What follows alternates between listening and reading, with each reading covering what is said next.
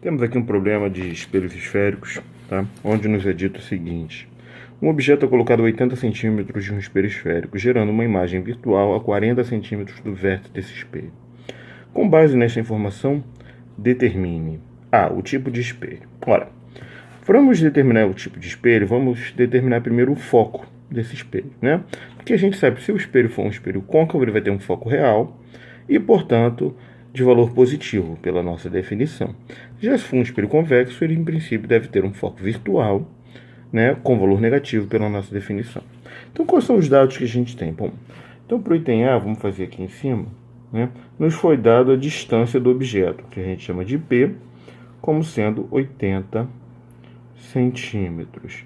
Nos foi dado também a posição da imagem, que é virtual, P', e pela nossa definição, como é uma imagem virtual, a gente vai chamar de menos 40 centímetros, né?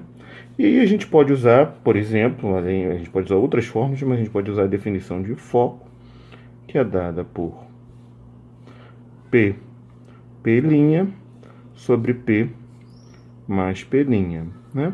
Então, substituindo os valores, a gente vai ter aqui 80 vezes menos 40 sobre 80 menos 40. Fazendo as contas, a gente vai encontrar que isso é menos 80 centímetros. Logo, o foco é negativo, é um foco virtual e, portanto, esse aqui é um espelho convexo, né? A gente já podia imaginar isso porque a gente vê que aí o objeto foi colocado relativamente longe do espelho e ainda assim gerou uma imagem virtual. Poderia ser o caso particular, claro, de um espelho côncavo com um foco muito grande, mas isso seria uma coisa não muito usual.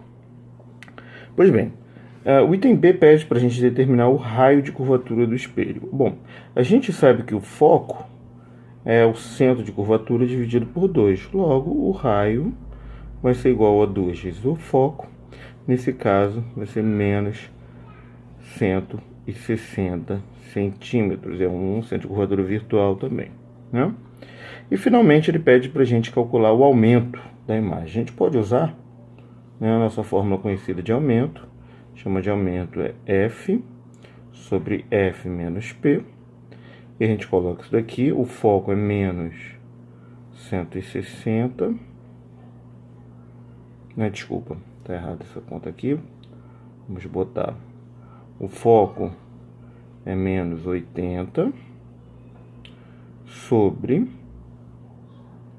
menos 80, menos a posição, que é menos 80. Isso daqui vai me dar, então, menos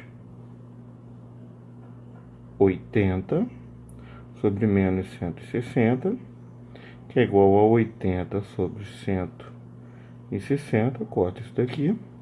Isso daqui, então, é igual a 1/2, tá? Então, a imagem é metade do tamanho da original. Ela é reduzida, né? O aumento é menor do que 1. Ela é positiva porque a imagem é direita e ela é reduzida à metade do tamanho. Com isso, então, a gente termina o nosso problema.